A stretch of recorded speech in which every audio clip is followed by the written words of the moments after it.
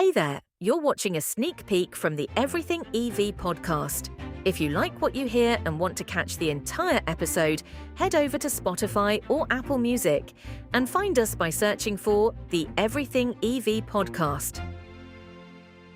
Okay, and now our first question is from Gareth in Whitstable. With the UK's 2030 ban on new petrol and diesel cars rapidly approaching, do you think the current charging infrastructure is ready to meet the growing demand? What improvements are really most needed? Yeah, this is one of these issues it's still one of the big issues, I think, isn't it, for around EVs is, are there enough chargers? Are they fast enough? Can I get between them? I think it's quite a tricky one because it all comes down to personal experience. But I think in general, the infrastructure is much better than some people have you believe. I think actually let's say personal experience, my personal experiences, I've done Scotland to the south of England time and again. I've done Scotland to Europe and things. And I've found that certainly on the main routes, motorways and stuff, there's loads of provision. Service stations have plenty and more, you're getting more and more rapid chargers. Every time you pull into a service station, there's new ones being put in. You see them going. So I think I wouldn't say the infrastructure is ready for everybody to suddenly go electric, but I think we're moving in the right direction. I think you see the speed that these things are going in at, and I think it's not as bad a picture as some folk would make out. That said, there's always room for improvement. Yeah, I mean, we've got on some of the routes, obviously Tesla have unlocked some of their superchargers for anyone to use, as long as you've got the Tesla app. And also, there is also a little bit of a societal change about sort of charging, as opposed to just, going to one charger in the middle of your journey and going from 20% all the way to 100. You could actually do 2, maybe even 3 smaller incremental charging stops along the journey. So you're only there for 10 or 15 minutes at a time, if that. And you're actually able to do it faster because, we all know, or at least we should all know now that, charging a car after 80% takes longer than the 20 to 80% element. So as long as you keep within that range, you could literally do, also depending on your car, but you could do top of the country to bottom of the country with probably 2 or 3 stops. It really is that. Yes, unfortunately, the downside is the cost for some of the chargers, which unfortunately, isn't going to change. And you are paying, top money, 79p plus. If you're going to be using 150 or 200 kilowatt, if not 250 kilowatt charger. The main thing is plan ahead, use apps like ZapMap. I think you use another app as well. Yeah, I use a couple. Actually, I use a couple of I use Ionity one, and I've used the GridServe one as well. Which obviously, if you're using particular networks, but yeah, ZapMap's a really good one, and I use a better route planner as well before a journey, just to sort of plot it out, and that gives you a really good indication of where you can look to stop on the entire route. So there are fairly simple ways of planning. Yeah, and also to make sure, if you are going to be using an Ionity charger on a frequent basis or a BP Pulse or whatever else, make sure you just sign up. To their subscriptions. Some are free, some are chargeable. Usually the £10 or £15 a month, if you're using a charger in anger a lot, does outweigh the cost do outweigh the benefits. So it's just planning ahead. It's not as easy as just stopping at a petrol station, shoving the nozzle in, and deciding that either super unleaded or unleaded. It's a little bit more planning, but it's much more pleasurable experience, and cheaper, and arguably cheaper overall, and better for the environment. Yeah, absolutely. Yeah, as I say, I think it's getting better and better all the time. And I think the infrastructure is there. The only other thing that I think is the infrastructure away from the main routes is maybe where we need a bit more development. Just these little optional destination charges, as they call them. I think, but again, that's coming as well.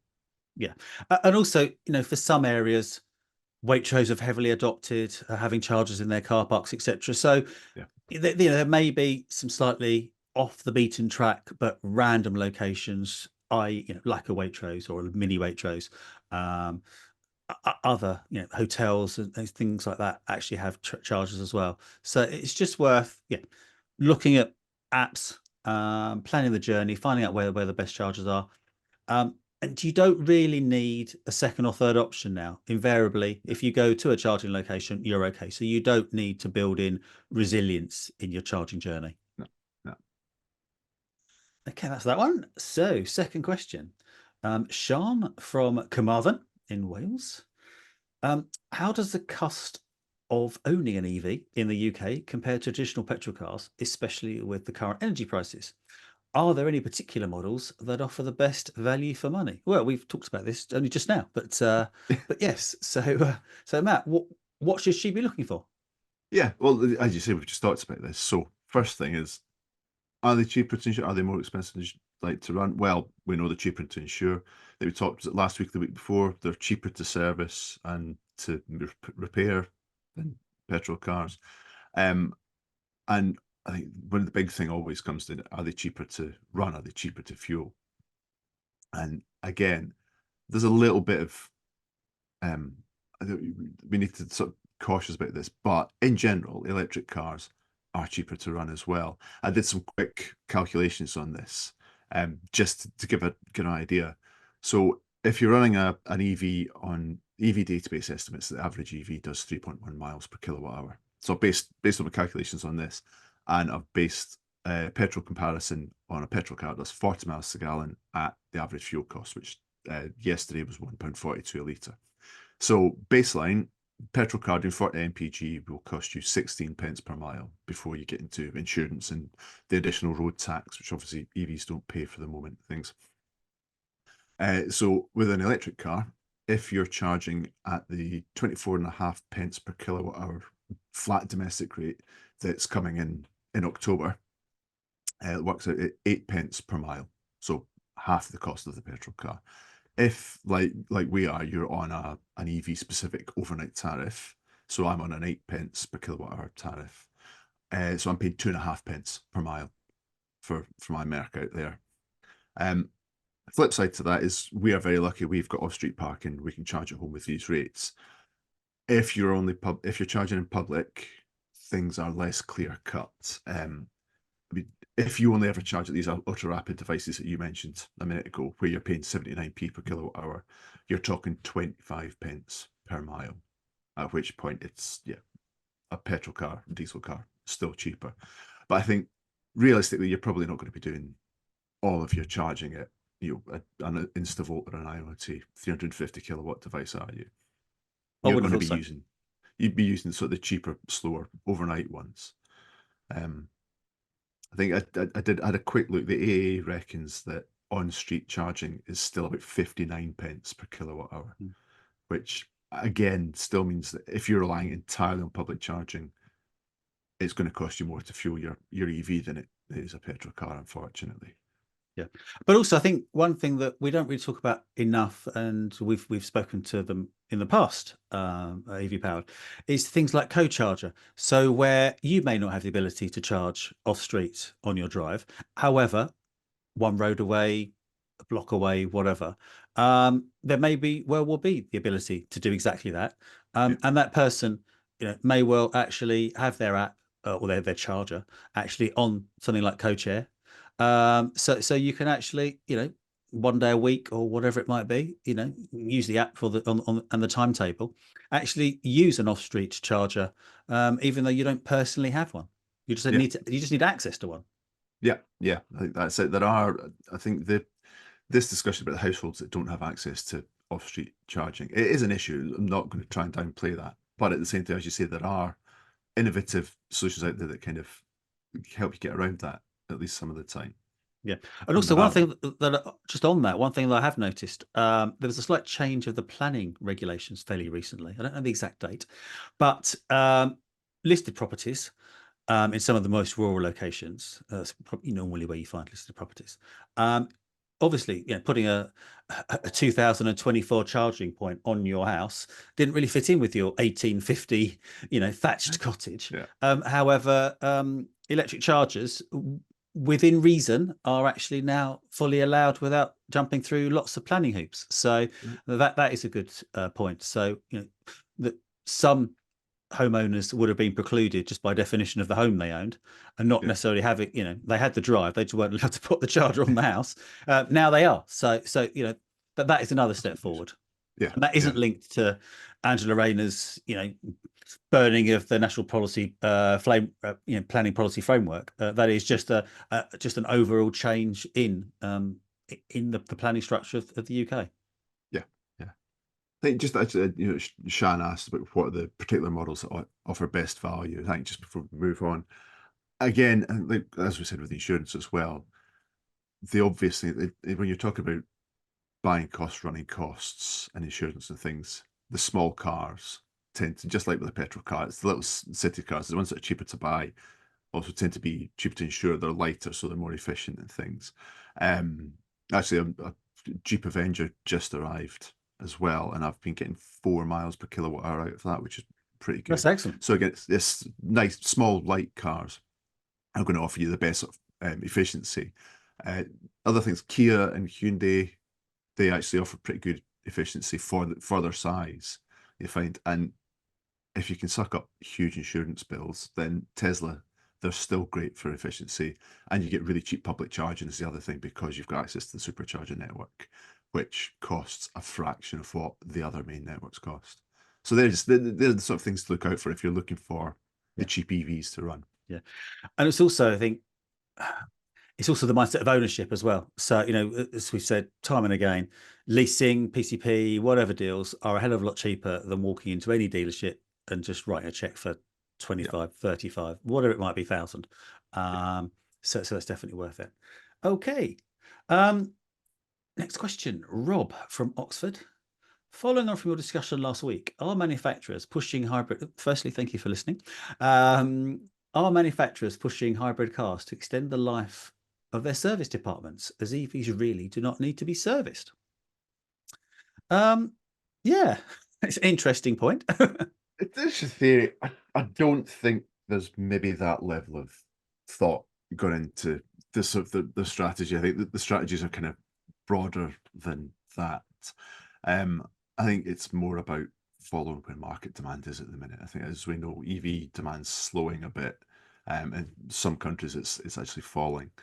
But the manufacturers are looking at, well, what customers buying right now, and what customers are buying right now are hybrids. And I think they're chasing consumer money. They're not necessarily thinking about the service departments and what they'll do, because we said that EVs cost less to service, and they've got fewer things that need servicing, but they do still need to be serviced. They have similar service intervals to ICE cars. It's just that what needs to be checked and what needs to be changed are possibly different.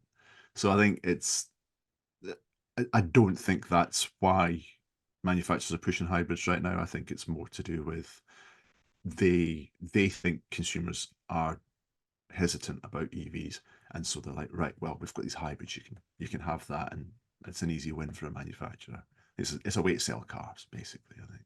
Yeah, I mean, servicing, using me as an example again, my 3-year-old, 3.5-year-old e-tron, 38,000 miles, something like that, still on original tires, original brakes, literally original everything. Nothing has needed to be changed. So yes, it's been serviced, but that's more of just for software updates and things that couldn't be done over the air, as opposed to anything else. So yeah, so yes, they are cheaper, but yeah, but we'll have to just wait and see, really. I think this. I think we're still kind of so early on in the whole process that it's kind of hard to tell exactly how it's going to pan out for workshops. Yeah. Right. Final question for today. Rhiannon from Chelmsford. I've been listening to your podcast for a while as I try to make the jump to an electric car. We're here for the consumer advice. What incentives or grants are currently available in the UK for purchasing an electric vehicle, and how do they compare to the financial support offered in other European countries? Okay. Matt, you can go start with this one. Firstly, because bearing in mind you are in Scotland, you can actually get some level of support, which is probably the only part of the country where you can. Yeah. So, I mean, the very short answer to this is there's nothing. there are no incentives anymore. We used to have the plug-in car grant, which was reduced and reduced, and eventually it was scrapped in 2022. So that's gone. And to be honest, if you hear the noises coming out of Westminster at the minute, the way the country's finances are, we're not going to see anything else like that. We're not going to see a grant come back like that. And that was the big incentive, was that money off the new price. As you said, up here in Scotland, there is still a small crumb for people wanting to switch to EV. So if you live in Scotland and you want to buy a second-hand EV, you can get a 6-year interest-free loan of up to £25,000 through the Energy Savings Trust, which is that's pretty good. If you suddenly get access to that money and not paying interest on it, it makes a used EV more accessible. But really, that's about your lot, sadly. I think the only other government incentives we've got, you get £350 towards a home charger or an on-street cable gully type charger. If you don't have off-street parking and you either own a flat or you rent a property or you're a landlord leasing out a property. Sadly, that's about it. Yeah, I mean, us early adopters, I mean, I have to say, my Audi actually came with the charger. So my pod point was actually installed by Audi. And then I think the whole Volkswagen Audi group at that time were doing the same. Mini, I think Mini were doing something similar 3 or so years ago. But I think broadly, I think some of the Minis are still coming with chargers if you need them. But I think that's for brand new cars, and that's the chargers coming from the dealer after you've actually purchased or acquired. Volkswagen are doing the same with the Frontera. That's one of the things. You can get a Romi box free if you buy a Frontera. But yeah, as you say, you only get that if you're buying brand new from a dealer, don't you? Exactly. So obviously the second part of the question, and this is probably where we'll be shamed. Europe. Do Europe actually offer better subsidies in the UK? And given we've just said we don't do any, or barely any, it's probably the answer is yes. Yes, yeah. Again, simple answers. Yes, they do. Yeah, I think that it's changing again. Every country is sort of changing and moving at a different pace, but there are quite a few countries in Europe where you can get anything between €2,000 and €10,000 grant subsidy towards the price of a new EV, which is where we were 6-7 years ago with the plug-in car grant. But there are some countries that are still offering this just to try and encourage the uptake. There are other things as well. So some places, it's like Spain, they have a luxury tax on expensive cars using the motorway. So if you pay the toll, you pay more if you've got a particularly high-end car. EVs are exempt from that. Norway as well, you get toll exemptions. So the big incentive is always that sort of cash up front offer, or like the French leasing scheme that I think you mentioned a few weeks ago, where you pay €100 a month to lease an EV. Things like that are always going to be the big incentives. But yeah, you look around Europe, there are tax breaks, there's VAT reductions, there's as I say, toll exemptions. Norway as well, you pay lower insurance premium tax on an electric car than you do. And you look at Norway, and I think 90% of new cars sold at the start of this year were EVs in Norway, because they've used incentives, and there's been a bit of sort of punishing ICE purchases as well. And you see the difference it's made. But yes, sadly here we don't seem to have anything like the same level of incentivization anymore. No, although that said, there may be a backward incentivization program, in so much as the RAC was saying this about 2 days ago, and Keir Starmer seems to be making the same noises, that the 2.5p fuel tax duty may actually be removed. So that may, inverted commas, may drive up the cost for petrol vehicles. So by definition, electric vehicles, will be backwards incentivized in so much as by making the others more expensive.